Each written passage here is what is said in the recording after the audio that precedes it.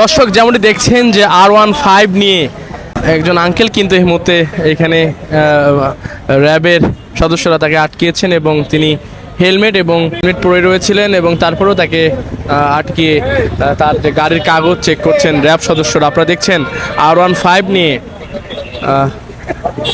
লাল গামছা পরনে পাঞ্জাবি আপনারা দেখছেন, তিনি কিন্তু তার কাগজ সব ধরনের কাগজ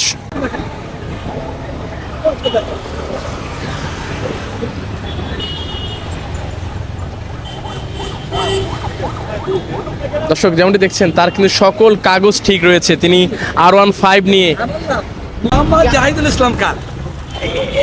কেন ঠেকিয়েছে আপনি কি যদি জানতে চান? আমি তো নিজেও জানি না, তবে এখানে ধরার পর বুঝতে পারলাম যে তারা গাড়ির কাগজপাতি সব চেক করতেছে। আপনার কাগজপাতি কি সব ঠিক আছে? 100% ঠিক আছে। এই অভিযানটা কি কেমন লাগছে? এই অভিযানটা নিঃসন্দেহে ভালো লাগছে, আমারও ভালো লাগছে, আমার মনে হয় আপনারও ভালো লাগছে।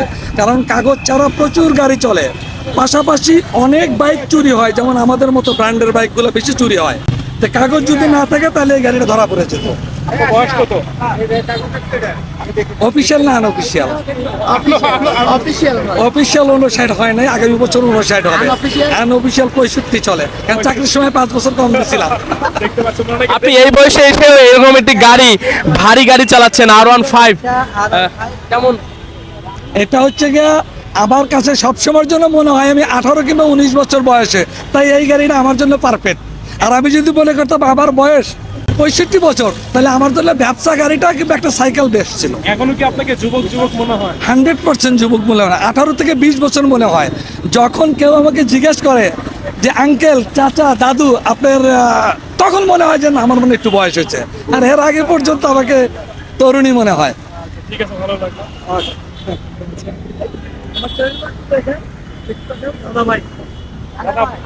একটু যদি বলেন আবার। আমার চ্যানেলের নাম দাদা ভাই। আপনার একটি টিকটক চ্যানেল রয়েছে, সেই চ্যানেলটির নাম দাদা ভাই। আপনার এই যে দাদা ভাই গেটআপ আমরা দেখছি, সেই গেটআপটি মানে কেমন? গেটআপেই দেখা যাবে আমাকে ইনশাল্লাহ, এই গেটআপেই দেখা যাবে, এই গেটআপই পাবেন আমাকে। দাদা ভাই, দাদা ভাই, দাদা ভাই চার্জ দিলে বাংলাদেশের মধ্যে একমাত্র আমিই দাদা ভাই, আর সেকেন্ড পার্সন নাই। টিকটকে আছে হাজার হাজার দাদা ভাই। টিকটকের ফলোয়ার কত? প্রায় 3 লক্ষ।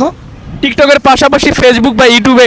ওটাও আছে, ফেসবুক আছে, ইউটিউবও আছে। ফেসবুক ইউটিউবে আপনার ফলোয়ার কি রকম? এটা এই দুইটাই নতুন, এখনো সেইভাবে জমে নাই।